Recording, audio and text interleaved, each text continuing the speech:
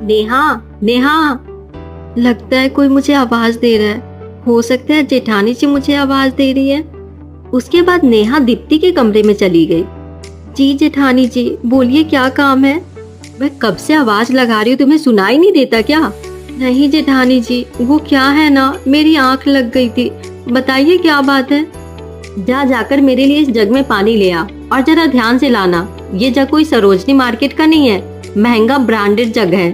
अगर टूट गया ना तो तेरी और तेरे मायके वालों की औकात नहीं जो इस पैसे को भर पाए। नेहा अपनी जेठानी की बात को सुनकर चौंक गई, लेकिन फिर वो शांति से बड़े ही संभाल कर जग में पानी ले आई और अपनी जेठानी के कमरे से वापस अपने कमरे में आ गई। नेहा और दीप्ति दोनों ही सुभद्रा की बहुएं थी। जहाँ सुभद्रा बस मिडिल क्लास औरत थी, वहीं उसकी एक बहू दीप्ति तो अमीर घर से आई थी और छोटी बहू एक गरीब घराने से। अभी नेहा की शादी हुए बस 1 महीना ही हुआ था, लेकिन दीप्ति उससे खूब काम करवाती थी। साथ ही उसे उसके मायके की गरीबी के ताने भी देती थी। ऐसे ही सिलसिला जारी था। फिर एक दिन, नेहा क्या खा रही हो तुम? पालक पनीर जेठानी जी।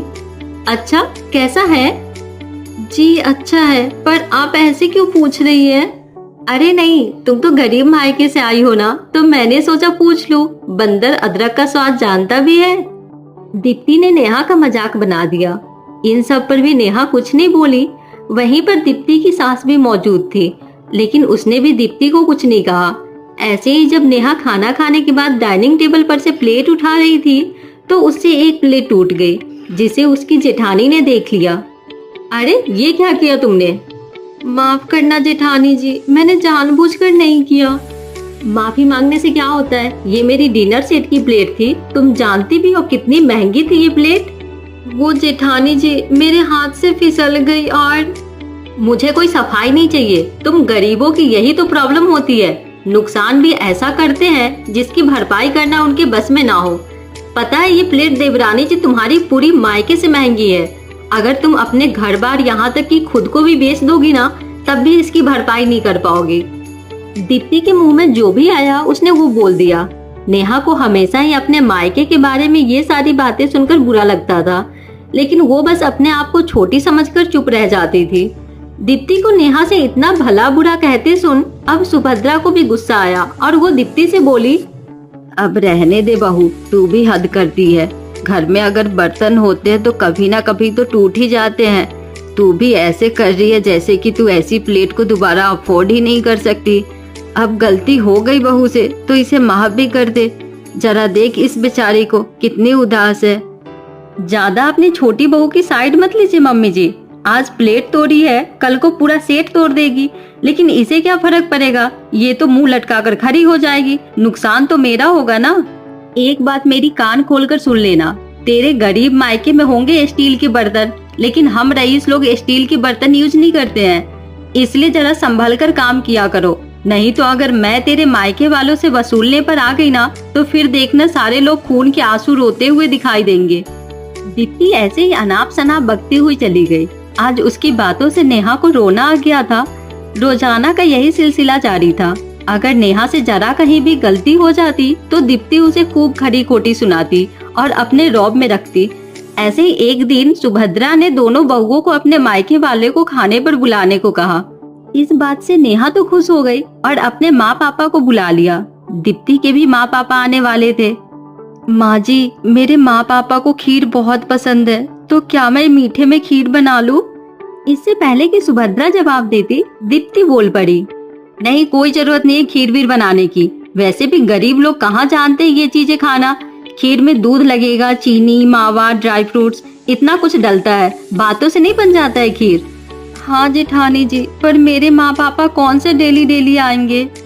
अच्छा, तो तुम उन गरीबों को डेली बुलाकर हमारे यहाँ का राशन खत्म करना चाहती हो?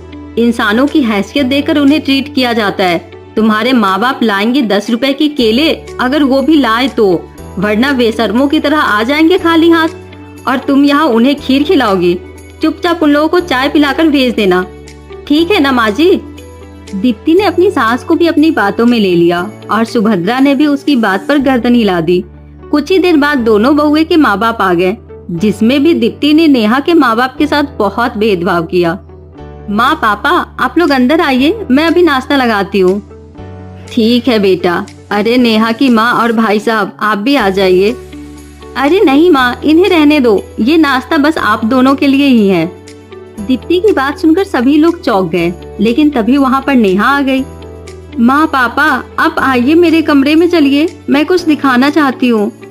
नेहा अपने माँ पापा को अपने कमरे में लेके गई, जिससे उन्हें दीप्ति की बातों का बुरा ना लगे, और अपने कमरे में ही उसने हैसियत के मुताबिक अपने माँ पापा को नाश्ता करवाया। फिर ऐसे ही रात हो गई, जहाँ दीप्ति ने अपने माँ पापा के लिए डाइनिंग टेबल सजाया, वहीं उसने नेहा के माँ पापा को डाइनिंग टेबल पर बैठने भी नहीं दिया। नेहा ने अपने माँ पापा के साथ सोफे पर बैठकर खाना खाया। रात के समय जब नेहा अपने मम्मी पापा के लिए चाय बनाने आई, तो देखा कि दीप्ति अपने मम्मी पापा के लिए खीर लेके जा रही थी। जेठानी जी, आपने खीर बनाई थी? हाँ, मैंने अपने मम्मी पापा के लिए खीर बनाई है, और खबरदार जो अपने गरीब मायके वालों को एक चम्मच भी खाने को दिया तो।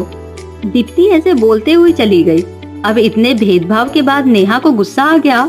कल तक जो गरीब परिवार की बेटी चुप थी, अब अपने मम्मी पापा के लिए उसने बर्दाश्त कर पाना मुश्किल था। ऐसे ही एक दिन निकल गया और दीप्ति ने नेहा को रौब से कहा, ए नेहा, अभी तक तुमने सफाई क्यों नहीं की है? हाँ नहीं की, तो आप क्या कर लेंगे? अच्छा, मुझे जवाब देगी तू? अपनी लिमिट भूल गई है क्या गरीब लड़की? हाँ हूँ मैं गरीब लड़की, और मेरे माँ बाप भी गरीब है, लेकिन इसका आप पर क्या फर्क पड़ता है? आप क्या उन्हें कुछ दे रहे हो, या फिर वो आपके आगे हाथ फैलाते हैं? जो मैं आपसे नीचा महसूस करूँ? हमारा मायका जो है वो थोड़ा पीछे है, लेकिन मैं गर्व से बोल सकती हूँ कि मेरे माँ पापा गरीब है, लेकिन कभी किसी के सामने हाथ नहीं फैलाते। नेहा की बात सुनकर दीप्ति जल गई। अब नेहा के ऊपर उसके बकवास का कोई फर्क नहीं पड़ रहा था। 2-4 दिन नेहा ने दीप्ति को ऐसे ही बातें सुना सुना कर उसको आईना दिखाया, लेकिन दीप्ति इतनी आसानी से पीछे हटने वालों में से नहीं थी। एक दिन वो नेहा के कमरे में गई और उसके कपड़े वगैरह पैक करके घर के बाहर फेंक दिए। अरे ये आपने क्या किया? तुम्हारी जैसी गरीब की जगह इस घर में नहीं, बल्कि बाहर सड़क पर है। नेहा, अब तुम इस घर में नहीं रहोगी। उसके बाद दीप्ति ने नेहा को धक्का दिया, लेकिन उसी वक्त इत्तेफाक से नेहा का पति आशीष आ गया और उसने उसे संभाल लिया। आशीष के ये सब देखकर बहुत अजीब लगा। उसने सारी बात जानी, जिसके बाद उसे दीप्ति के ऊपर बहुत गुस्सा आया। हद है भाभी, आप उस पैसे का घमंड मेरी पत्नी पर कैसे दिखा सकती है, जिसको कमाने में आपने कभी 2 मिनट का समय भी नहीं लगाया। अरे मैं और भैया दोनों बराबर का कमाते हैं, तो इसका मतलब हुआ कि नेहा और आप दोनों इस घर में एक बराबर हो। और रही बात मायके की, तो मुझे मेरे सास और ससुर पर गर्व है, क्योंकि उन्होंने गरीब होते हुए भी मुझसे कभी भी कुछ भी नहीं मांगा, जबकि आपके पापा जी ने अभी भैया से 1 लाख रुपए उधार लिया था। तो आप अब बताइए कि कौन अमीर है और कौन गरीब हुआ। आशीष की बात पर अब दीप्ति से कोई बात नहीं बन पाई, और अब वो सिर झुकाकर अपने कमरे में चली गई। दीप्ति को बहुत शर्मिंदगी महसूस हो रही थी। वहीं बाहर आशीष ने अपनी माँ को भी समझाया, मैं जानती हूँ बेटा, लेकिन ये लोग मेरी बात माने तभी तो मैं किसी को भी समझाऊं। लेकिन हाँ, अब से मैंने सोच लिया है, अगर इस घर में दोबारा ये बातें हुई तो मुझसे बुरा कोई नहीं होगा। सुभद्रा ने भी अब एक सख्त सास बनने की ठान ली। अब वैसे तो दीप्ति नेहा से कोई गरीबी या अमीरी की बातें नहीं करती थी, लेकिन अगर वो गलती से भी ऐसी कोई बात निकालती तो सुभद्रा उसे बहुत डांटती थी। और अब धीरे धीरे उसके घर में से ये बातें खत्म हो रही थी, और दीप्ति और नेहा के बीच भी सारी चीजें सुलझने लगी। वो दोनों घर में दूसरे को बराबर का दर्जा देती थी, और अब सब कुछ ठीक हो चुका था।